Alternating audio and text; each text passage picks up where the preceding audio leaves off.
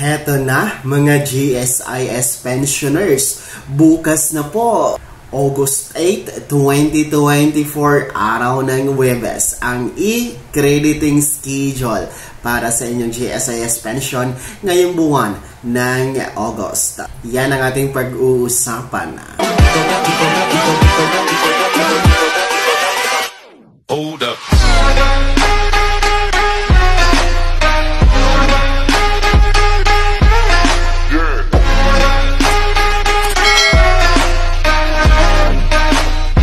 Hello mga ka-vlogs! Welcome dito sa aking YouTube channel. Magandang araw po sa lahat ng mga manonood. Saan po kayong dako sa mundo? Welcome mga ka-vlogs. Heto na mga GSIS pensionado. Bukas po, August 8, araw ng Huwebes 2024, ang e-crediting schedule para sa pagtanggap ng inyong buwan ng pensyon sa GSIS. Paano ito makukuha? Atin yan pag-uusapan mamaya-maya. Pero kung bago ka pa lang dito sa aking YouTube channel o di kaya hindi ka pa nakasubscribe, abay i-click nyo na ang ating subscribe button na nasa baba. Huwag nyo kaligtaan na i-turn on ang notification bell. Ilagay nyo po sa all para updated kayo sa lahat ng mga videos na i-upload ko. So ito na nga mga ka-vlogs, mga GSIS pensioners. Araw po ng Huwebes bukas, August 8, 2024, ang e-crediting schedule or ang release date ng inyong GSIS pension para ngayong buwan ng August 2024. Ito nga po ay kasunod ng GSIS circular na nagsasabing ang original date ng GSIS pension ay nagaganap or magaganap every 8th day of the month mga ka-vlogs. So, ibig sabihin, kada 8, no? Every 8th day of the month ay e-crediting schedule or release date ng inyong GSIS pension. Pero, sinasabi naman po ng GSIS ay na kung ang 8th day of the month ay nataon po sa weekend, Sabado or Linggo, o di kaya holiday, ang pag-credit po ng inyong GSIS pension ay sa next banking days or banking day na mga ka-vlogs. So, aabanti po siya kung nataon nga po sa weekend or holiday ang original e-crediting schedule for GSIS pension na every 8th of the month. Paano ba makukuha o paano mawi-withdraw itong inyong GSIS pension, mga GSIS pensioners? Pwede nyo po itong ma-withdraw sa alinman sa mga BankNet, Megalink, or alinman na mga ATM terminal nationwide mga ka-vlogs. So, pwede nyo yan i-withdraw dyan. And of course, no, ang GSIS po ay nag-renew po no, ng kanilang kontrata or yung partnership sa Land Bank of the Philippines para po mag-cater ng mga GSIS pensioners para sa kanilang pong pension release. And of course, the Union Bank of the Philippines mga ka-vlogs.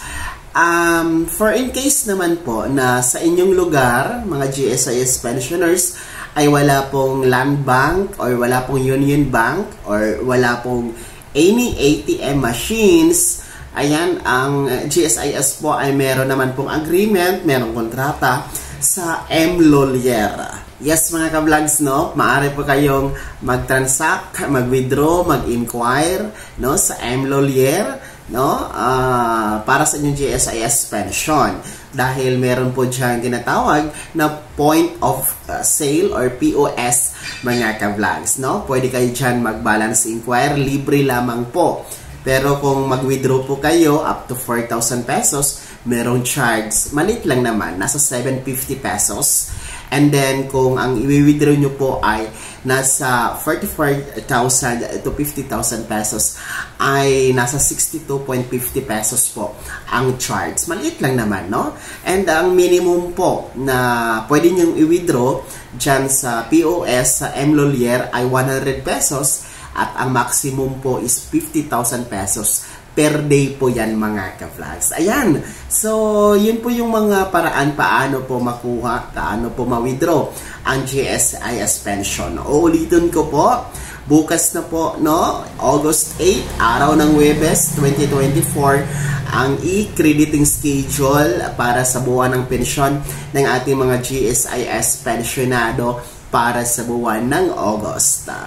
Hello po sa lahat ng ating mga GSIS pensioners. Kumusta kayo mga ka-vlogs? Abay, pwede nyo i-comment sa comment section na nasa baba kung taga saan po kayo, no? At ang buong pangalan nyo.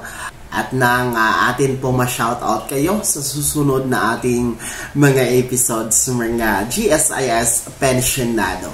Bago ako matapos sa video na to, kung gusto niyo pong sumuporta dito sa aking YouTube channel, ayan po ang ating join button. Pindutin niyo yan mga ka-vlogs para po ma-highlight, mauna mabasa ang inyong mga komento. Sa mga nais maging miyembro, pwede po.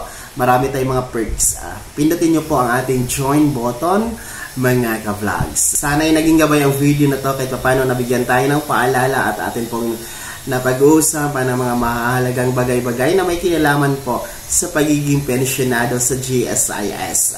Kung hindi ka pa nakasubscribe dito sa aking YouTube channel, maaari nyo nang i-click ang ating subscribe button na nasa baba. Huwag nyo kaligtaan na i-turn on ang notification bell.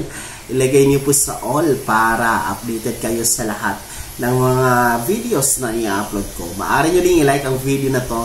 At kung meron ka pang mga katanungan, maaari nyo i-komento sa comment section na nasa baba. At paki-follow na din po ang aking official Facebook page na nasa screen nyo. Muli po, ako si Daniel Timpawa na nagsasabing dito sa aking YouTube channel, Pawang Katotohanan at lahat totoo lamang.